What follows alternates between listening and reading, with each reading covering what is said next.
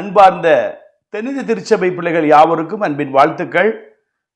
மறுபடியும் இந்த ஜான்ஸ் கல்லூரி மற்றும் ஜான்ஸ் ஹையர் செகண்டரி ஸ்கூலுடைய அந்த கிரவுண்டு ஆக்கிரமிப்பு பற்றி சில தகவல்களை உங்களுக்கு நான் தெரிவிக்கிறேன். அதாவது இந்த இடத்தை நமக்கு, அதாவது டிடிடிஏக்கு சொந்தமானது. கிட்டத்தட்ட 100-200 ஆண்டுகளுக்கு பக்கத்து நம்ம அனுபவித்து வருகிறோம். இந்த இடத்தை எஸ்டிகே ராஜன் லே செயலாளராய் அவருடைய கட்டுப்பாட்டில் அற்புதராஜ் லே செயலாளர் இருக்கும் பொழுது இவர்கள் கூட்டணிகள்லாம் சேர்ந்து கிப்சன் உடைய அணியில் உள்ள, அதாவது டிஎஸ்எஃப் அணியில் உள்ள பிரேம், அவர் டிஎஸ்எஃப் உடைய மருமகன், அவர் 17 வயதாக இருக்கும் பொழுது அவங்க அப்பா எஸ்டிகே ராஜன் அணியோட கூட்டணியாக இருக்கும் பொழுது அவர்கள் பெயரில் பத்திரப்பதிவு செய்து கிரயம் செய்தாச்சு. இவர் இந்த கம்பெனிகளுக்கு இந்த 3 கை மாறி கிரைய பத்திரம் போட்டிருக்கிறாங்க. இதை கிறிஸ்தாஸ் பிஷப் இருக்கும்போது வழக்கு தொடுத்து சட்ட போராட்டங்கள் போராடி அதற்குரிய பட்டாவை கஷ்டப்பட்டு தேடி எடுத்து அது பழைய பிஷப் ஜெபராஜ் அவர்கள் பெயரில் இருந்தது. அதெல்லாம் கொடுத்து வாதாடி கீழ்கோர்ட்டில் வெற்றி பெற்றாச்சு. இப்போ மேல்கோர்ட்டுக்கு அப்பீல் செய்திருக்கிறார்கள். ஒன்று சொல்கிறேன், இந்த பிரேமுடைய அப்பா இன்றைக்கும் உயிரோடு இருக்கிறார். ஒரு கோயில் சொத்தை, ஒரு திருச்சபைக்குரிய சொத்தை இப்படி ஆட்டையே போடலாமா? இது எப்படி அவங்க மனசாட்சிக்கு ஏற்றுக்கிறது? இவ்வளோ ஒரு பரபரப்பு இருக்கும் பொழுது இந்த எஸ்டிகே ராஜன் அதை சொல்லி அந்த கேஸை வாபஸ் செய்து அந்த கீழ்கோர்ட்டு உத்தரவை உறுதிப்படுத்தலாம் அல்லவா? ஆனால் இன்றைக்கு கர்த்தருடைய பிள்ளைகள் என்று சொல்லி கேவலமாக இழிவான ஆதாயத்துக்காக இன்றைக்கு அவர் மரித்து போனால் என்னத்தை எடுத்து செல்ல போகிறார்?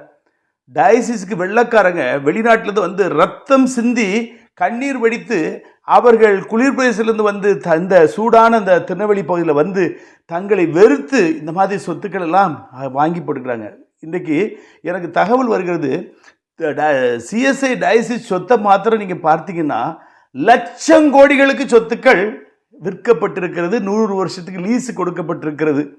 இங்கே பக்கத்தில் சங்கர் காலனி இருக்குது, அதுவும் நம்ம டயசிஸ்க்குரிய இடம் தான். அதையும் விற்று வாயில் போட்டாங்க. அதில் எல்லாம் குடியிருப்புகள் வீடு கட்டி வாழ்ந்து கொண்டு இருக்கிறாங்க. இப்படி கொடைக்கானலில் எத்தனையோ ஏக்கர் இடங்களை தார வார்த்து விற்று விட்டார்கள்.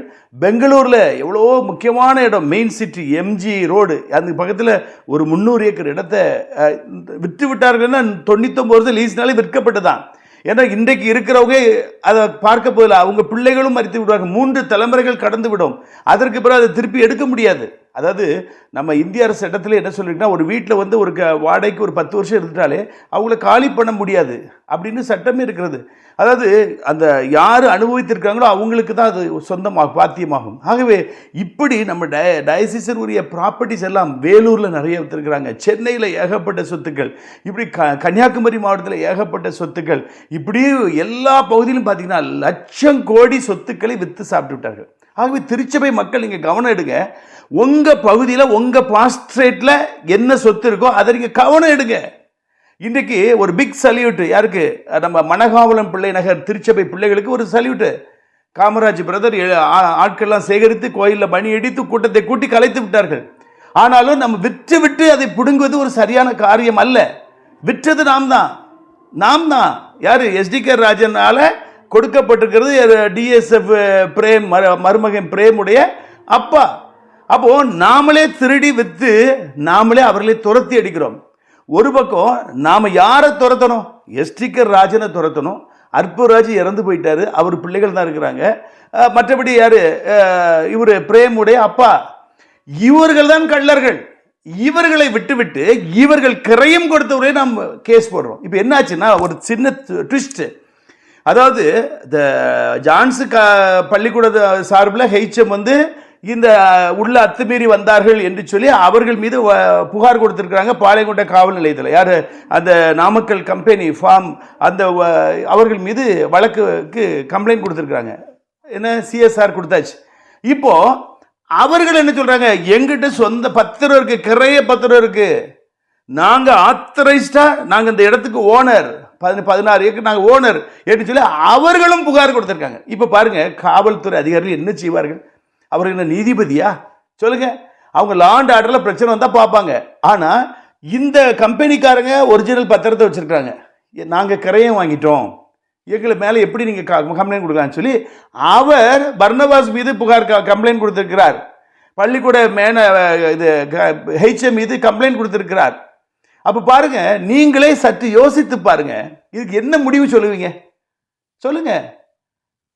தப்பு செய்தது அந்த கம்பெனிக்காரன் கிடையாது, தப்பு செய்தது நம்ம ஆட்கள். STK ராஜன் அவருடைய பினாமி பிரேமுடைய DSF பிரேமுடைய அப்பா.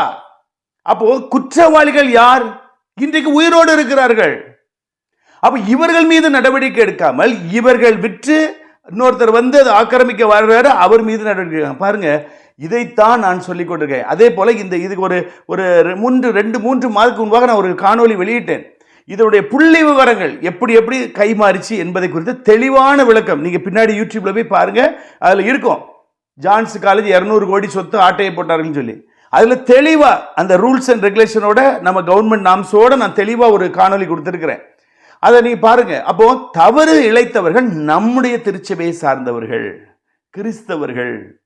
இவர்கள் தான் தவறு இழைத்திருக்கிறார்கள். இவர்கள் தான் கள்ளத்தனமாக பத்திரத்தை போட்டு விற்று இருக்கிறார்கள். இன்றைக்கு அவர்கள் எங்களுக்கு இந்த சொத்து எங்களுக்கு சொந்தமானது என்று அதை அனுபவிக்க வருகிறார்கள். இப்ப பாருங்க, 2 தரப்பு மீது வழக்கு விடும்.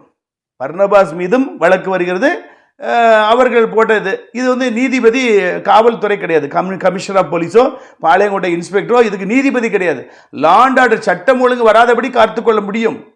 ஆகையினால இப்படிப்பட்ட இடையூறை செய்த இந்த திருச்சபை மக்களுக்கு ஐயோ, அவருடைய குடும்பத்திற்கு ஐயோ என்று தான் நான் சொல்லுவேன்.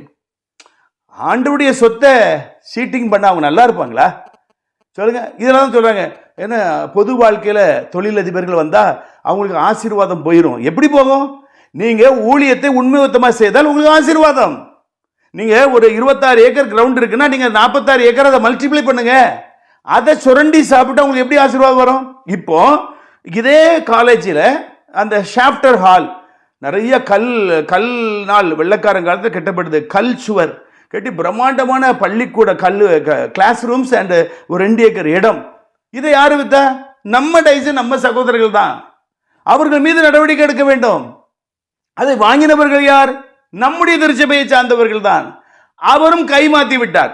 இப்போ அந்த இடத்தை மீட்டெடுக்க முடியவில்லை. முடியும். அதை நடவடிக்கை எடுப்பதற்கு அதிகாரம் பர்னபாஸுக்கு இருக்குது.